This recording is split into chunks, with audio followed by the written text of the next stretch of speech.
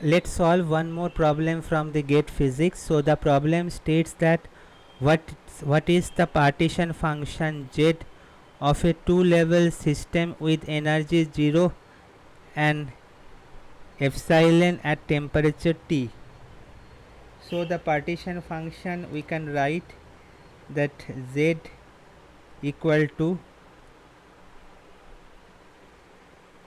e to the power 0 plus e to the power minus beta into e, or epsilon, it is written as epsilon.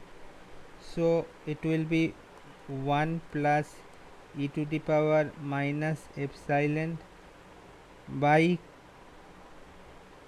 kb into t.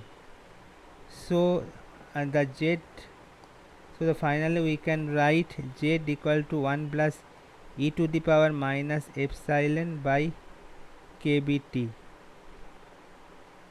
Hope this solution is clear. So thanks a lot.